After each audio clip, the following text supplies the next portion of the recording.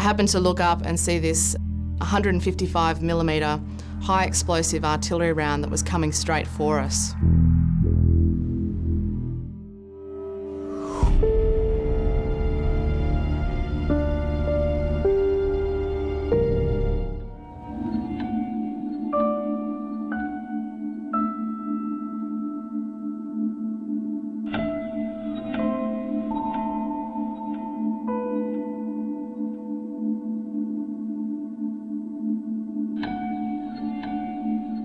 Kiam is a very small base. It's only about the size of a tennis court, so a really tiny position.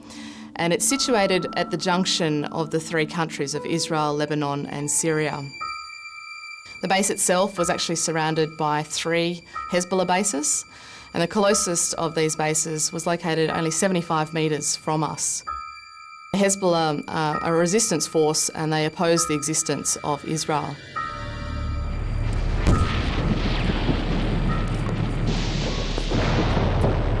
So on the 12th of July 2006, I was working on patrol base Kiam when the Hezbollah ambushed an Israeli Humvee patrol down on the border of Israel and Lebanon.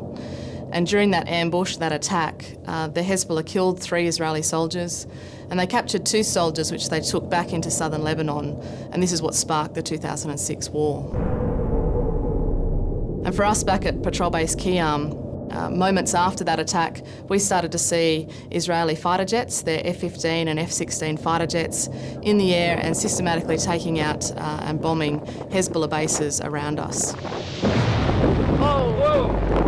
Impact! Large impact! Aerial bomb! Now these bombs can effectively destroy sort of a 15-storey building. It's coming around again. Flares. I gather he's coming into here, I reckon. Yeah. And I was on the rooftop at the time with my teammates and I just happened to be looking south as this massive bomb came flying past me, really only at about eye level from me, at the most 30 metres away from me. And I guess I had just got a sense that I was going to die in this war.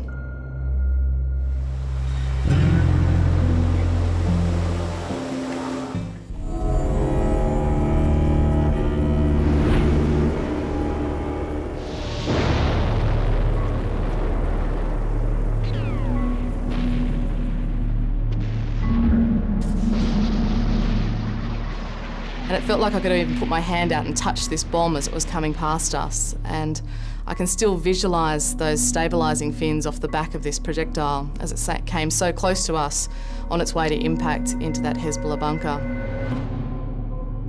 And the blast from the rocket hitting the position actually came over the platform here where I'm standing now. When it did impact, I just had enough time to tell my teammates to get down as this fireball, the blast wave, literally came over the top of us on patrol base Kiam, and there was a huge amount of shrapnel that actually came into our base because there was no overhead protection on the rooftop where we were observing from. I'm talking huge pieces of concrete with steel star pickets twisted through the centre of these large chunks of shrapnel that came whizzing by us, flying by our heads on the rooftop and impacting into patrol base Kiam itself. This bomb impacting a mere 75 metres from us, it was an absolute miracle that we didn't take casualties there and then. Dead still in the air.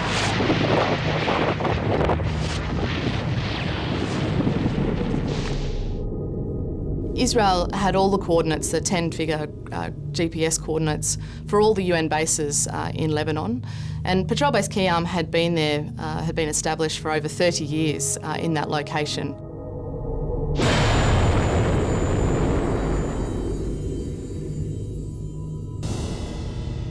So the war continued and it was going by day and night. There was artillery barrages, tank fire, attack helicopters, fighter jets, and also the Hezbollah responding to these Israeli assets using Katyusha rockets. My closest near miss came on night 2 of the war when patrol base Kiam was in the thick of an Israeli artillery barrage. And I was actually running to the bunker with my teammate Wolf when I happened to look up and see this 155mm high explosive artillery round that was coming straight for us.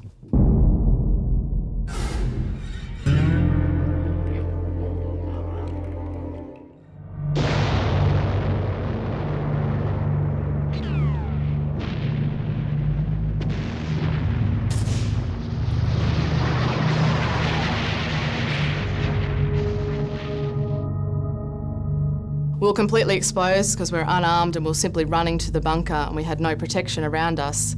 And this round landed 15 or 20 metres. It impacted in front of Wolf and I as we were running to the bunker. Thankfully for us, the round had a partial ignition. The high explosive canister did ignite and it split the thick steel shell of the casing of the artillery round into 3 pieces. But it was only sort of in the next day, in daylight, that we really understood exactly how close we'd come to dying, and that the canister was still smouldering. It was about 3/4 full of gunpowder. There'd been that partial ignition, but had that ignited as it should have, then that whole shell casing should have been split into 2,000 hot pieces of shrapnel that at 15 or 20 metres range, we would have been probably killed right then and there.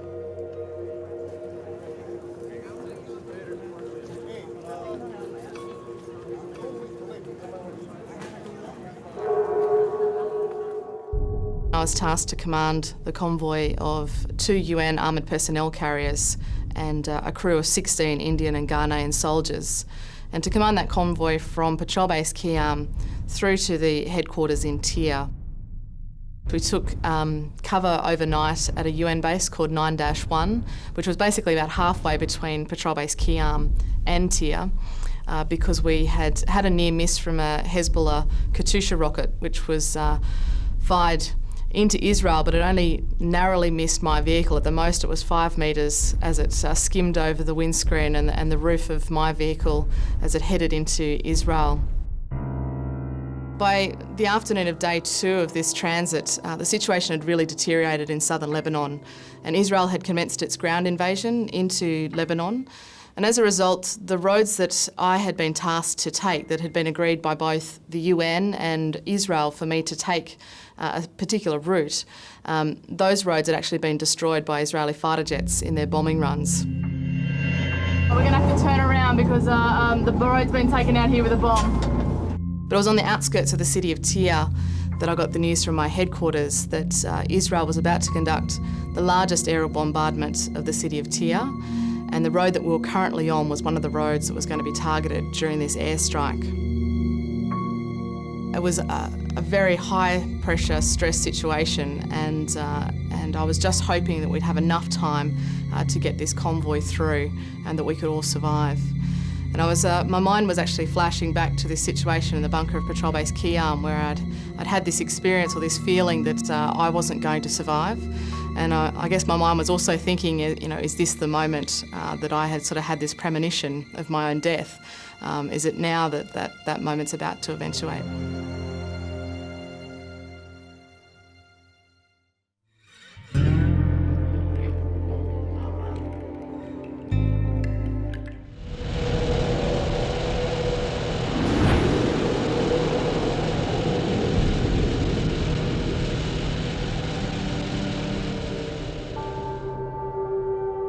I was informed that the Israeli fighter jets were in the air. They were actually on their way in on this bombing run, and at any moment I should expect to see bombs impacting around us.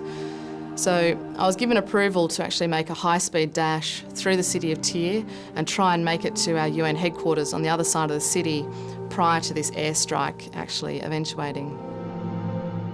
And you can imagine there was quite a lot of chaos on the roads. There were civilian drivers also trying to reach shelter. So it was quite panicked and chaotic driving on the roads. And there's no seatbelts in these particular UN vehicles. I was on the phone to my headquarters at the time and didn't foresee that my driver was about to take some evasive manoeuvring.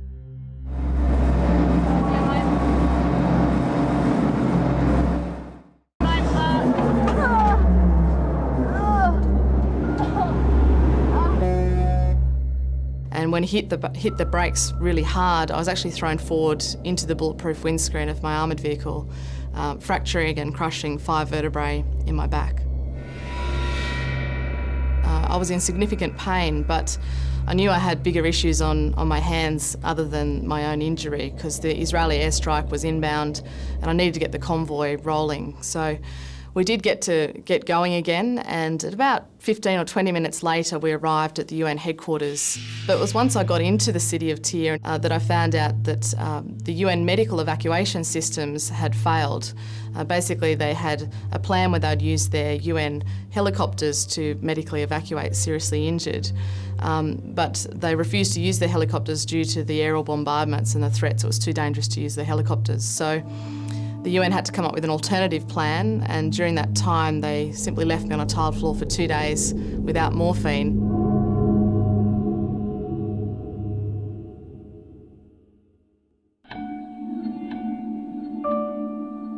I was very fortunate that I had reunited in the headquarters of Tyre with my boyfriend, Clint, my Australian boyfriend, who had just come into Lebanon to actually go on holidays with me. Had I come off the base on day 2 of the war, as was scheduled. So at least I had Clint with me, who was an absolute godsend during that period. But during that 2 days, obviously without any pain relief, I was in a lot of pain, and I'd started to have numb, tingling sensations in my arms and legs.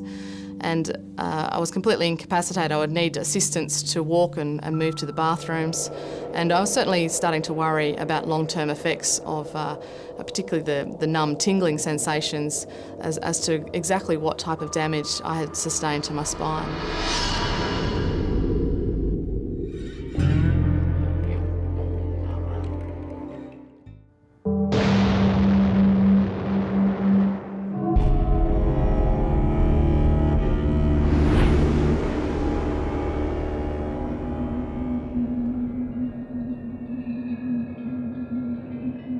When I arrived in Cyprus and was in hospital there, I received the tragic news of the fate of my teammates back at Patrol Base Keyarm, who'd remained behind to man that base.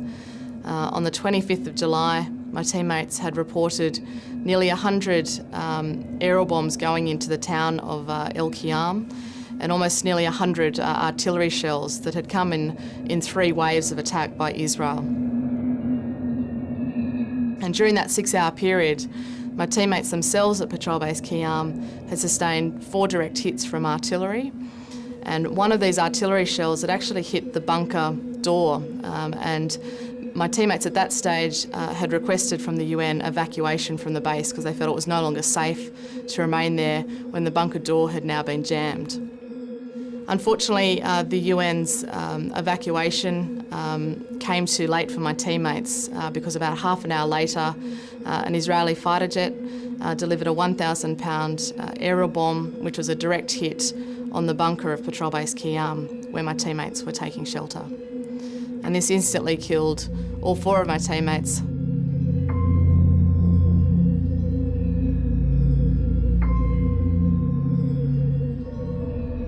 For me, it just seemed so surreal. The whole situation, it just wouldn't register in my mind as actually a real event, and that my teammates, who I really considered like brothers rather than just colleagues, could have perished in this war when the UN should never have been a target.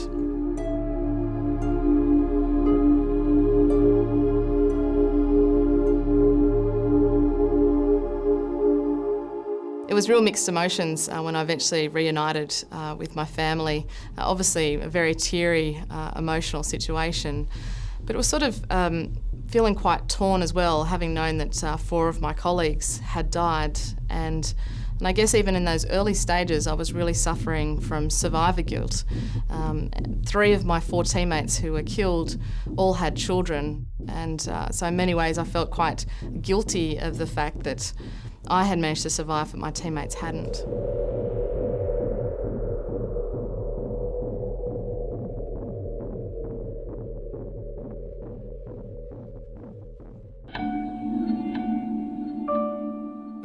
I had survived so many near misses on Patrol Base Keyarm, and then also during that transit where at any stage a Katyusha rocket, a 1,000-pound bomb from a fighter jet could have killed us, but yet I was injured inside an armoured vehicle in what was really a vehicle accident through the streets of Tyre. But in many ways, I'm very lucky that the injuries could have been far worse. I'm very lucky that I wasn't killed and that I'm not in a wheelchair, that I am mobile. There are far more veterans out there that have much worse and significant injuries than I've sustained, so I'm very lucky.